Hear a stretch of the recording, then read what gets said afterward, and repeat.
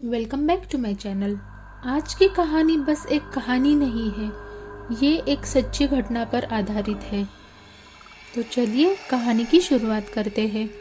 ये कहानी है दो दोस्तों की जो अहमदाबाद गए थे किसी काम से। मेरा नाम प्रिया है। मेरा और साहिल का लगभग 4-5 दिन का स्टे था अहमदाबाद में। ये बात है इसी साल जुलाई की। अहमदाबाद सिटी की बात ही अलग है। बहुत सुंदर सिटी है, स्पेशली रिवर साइड व्यू। सुबह और शाम के समय वहाँ पर घूमने का अपना अलग ही मज़ा है। लेकिन अहमदाबाद की गर्मी पूछो मत। दोपहर में बाहर निकलना मेरे लिए तो ना के बराबर होता था। जिस होटल में हम रुके थे वो 5 स्टार होटल था। Obviously because of some reasons I can't reveal the name of hotel. मेरे बॉडी में हीट बहुत ज़्यादा है, इसीलिए मैं गर्मी सह नहीं पाती। मन करता था कब होटल में जाकर एसी ऑन करके बैठ जाऊँ।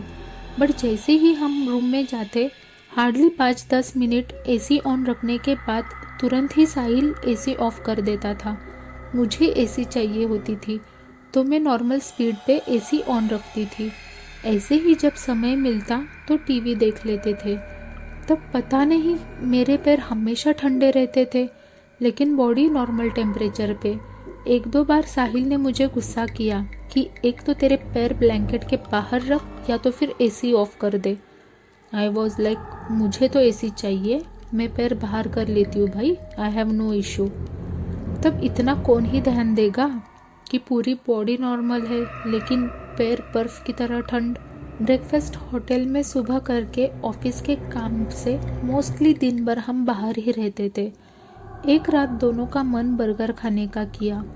अब कुछ होटल के रूल्स होते हैं जहां हम जोमेटो या स्विगी कुछ नहीं कर सकते। इन शॉर्ट बाहर से खाना नहीं ऑर्डर कर सकते। इवन बाहर से रूम पर भी लाना मना था। तो साहिल रात के करीब 11:30 बजे बाहर गया बर्गर लाने के लिए। मैं रूम पर अकेली ही थी। मेरा खुराफाती दिमाग चलने लगा कि चलो आज साहिल पर प्रैंक कर देते हैं। बेड पे तकिए रखे, उस पे ब्लैंकेट डाल दी, सारे लाइट्स ऑफ कर दिए, विंडो कर्टन से सब पैक कर दिया और मोबाइल ऐसी जगह पर रख दिया जहाँ से सब रिकॉर्ड हो। मैं चुपकर कर्टन के पीछे खड़ी होकर विंडो से साहिल का इंतज़ार कर रही थी। तब रात के कुछ 12 बज रहे थे। मैं पूरी मस्ती के मूड में थी। मैं विंडो से नीचे देख रही थी, लेकिन तभी मुझे ऐसा लगा कि रूम में मेरे अलावा कोई और भी है। मैंने पीछे देखा, रूम में पूरा अंधेरा था। पता नहीं क्यों मैं थोड़ा डर गई और एक लैंप लाइट ऑन कर दिया और सब इग्नोर करते हुए फिर से साहिल का इंतज़ार करने लगी। लेकिन तभी अचानक मेरे पीछे से कोई तो गया। तब मैंने डर के मारे तुरंत पीछे देखा तो वहाँ पर कोई नहीं था। तब क्या मेरी फट गई। मैंने तुरंत सभी लाइट्स ऑन कर दी, कर्टन्स ओपन कर दिए और साहिल को कॉल किया। भाई कहाँ पर है, कब तक आ रहा है? साहिल बोला बस 5 मिनट रास्ते में ही हूँ। माइंड डाइवर्ट करने के लिए टीवी ऑन कर दी। थोड़ी देर बाद साहिल आ गया, लेकिन मैंने उसे कुछ नहीं कहा। पता चला मैंने उसे डराने के लिए प्लान कर रखा था और खुद ही डर गई, इसलिए मैंने कुछ नहीं कहा। हम दोनों ने बर्गर खा लिया और सो गए। अगले दिन रात को पूरी लाइट्स ऑफ करके मोबाइल पे बिग बॉस OTT सीज़न 2 देख रहे थे। रात के कुछ 1 बज रहा था। तभी मेरी नज़र गई सामने की दीवार पर और वहाँ पर किसी आदमी की शैडो पास हो गई। अब देख लो रूम का स्ट्रक्चर बताती हूँ। बेड के सामने टीवी, राइट साइड पे बहुत बड़ी विंडो और लेफ्ट साइड में वॉशरूम जो कि ट्रांसपेरेंट था, मतलब कांच का ग्लास था जो कि सी थ्रू था।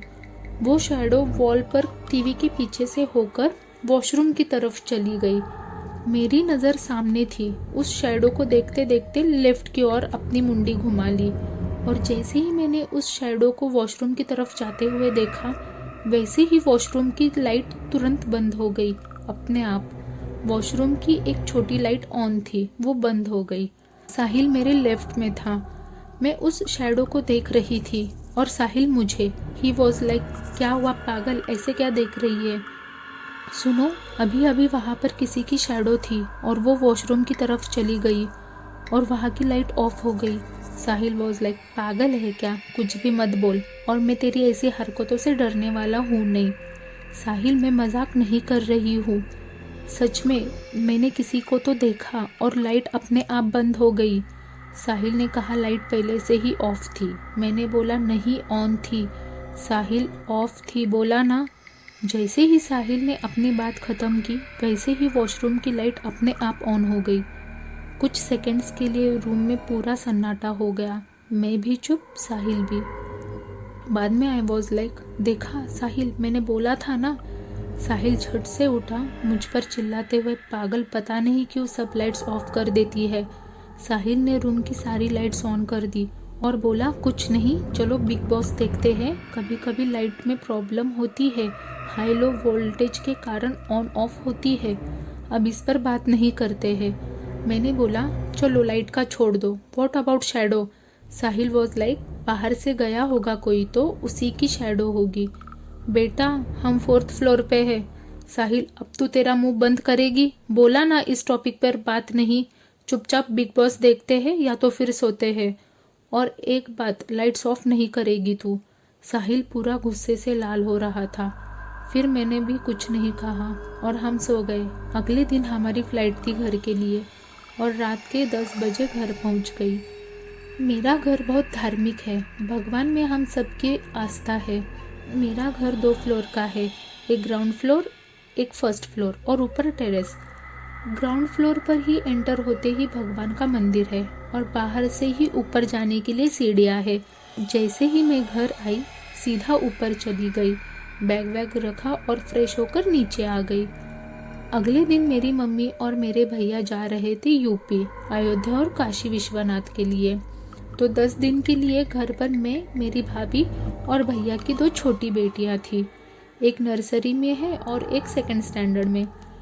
वैसे मैं हमेशा ऊपर के रूम में ही रहती हूँ, बस रात को सोने के लिए नीचे आती हूँ।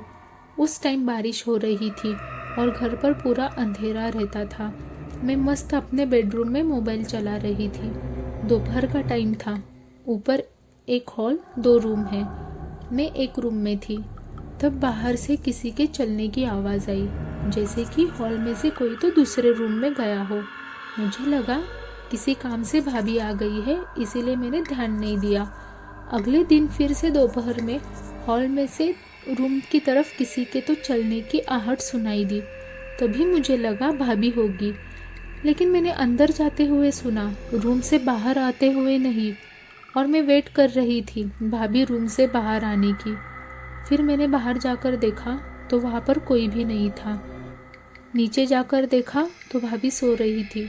मुझे लगा बाहर बारिश चल रही है, उस आवाज़ की वजह से मुझे वहम हो गया होगा। अगले दिन रात को साहिल का कॉल आया था। विकास भी साहिल के साथ था। विकास साहिल और मेरा दोस्त है। साहिल से वीडियो कॉल पर बात हो रही थी। तभी मुझे फिर से किसी के चलने की आवाज़ आई। हॉल से रूम में कोई तो गया और मैं साहिल से बात करते करते बाहर जाकर देखने लगी।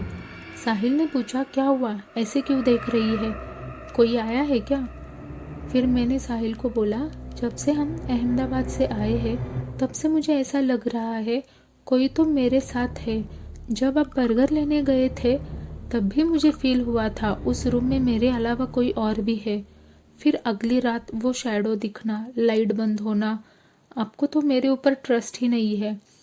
फिर साहिल, मैं और विकास हम तीनों बात कर रहे थे।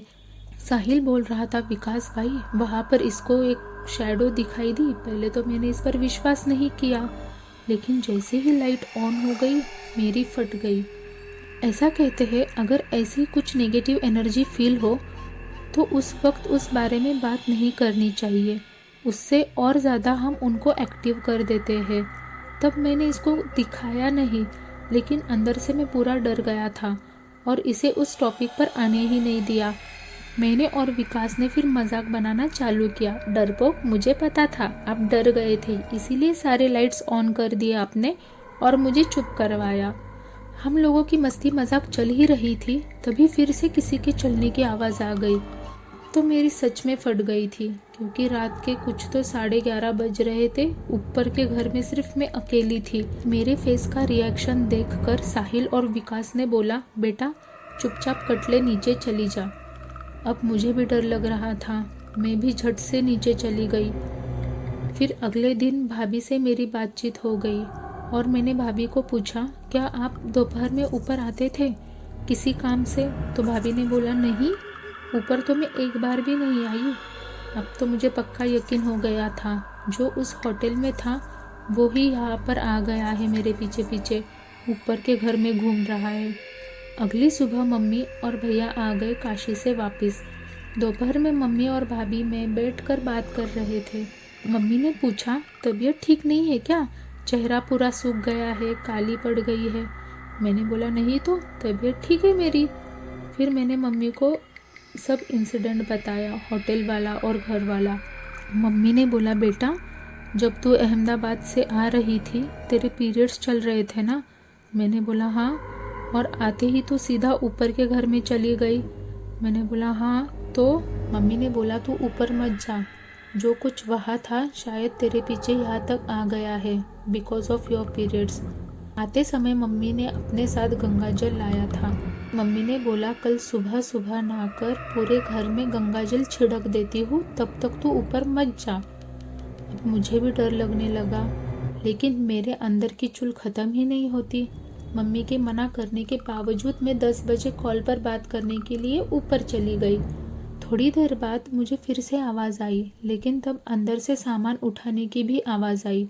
मुझे लगा भैया होगा, सामान लेने ऊपर आया है, लेकिन फिर वही रिटर्न जाने की कोई आहट नहीं। मैंने बाहर जाकर देखा तो कोई नहीं।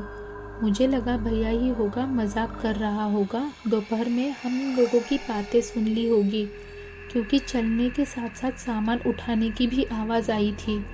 इधर उधर देखा, भैया कहीं पर भी नहीं था। जब नीचे जाकर देखा तो भाई किचन में था। मैंने मम्मी से पूछा, भाई ऊपर आया था क्या मुझे डराने के लिए? मम्मी ने बोला, नहीं, भाई तो कब से नीचे है किचन में भाभी के साथ।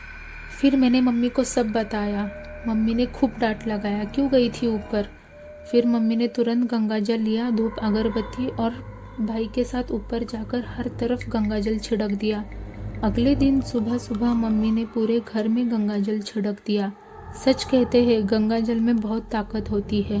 तब से लेकर अब तक मुझे कभी फिर से किसी की आहट सुनाई नहीं दी। पता नहीं वो सब क्या था। अगर आपको भी कभी ऐसा अनुभव आया हो तो कमेंट सेक्शन में ज़रूर बताएं।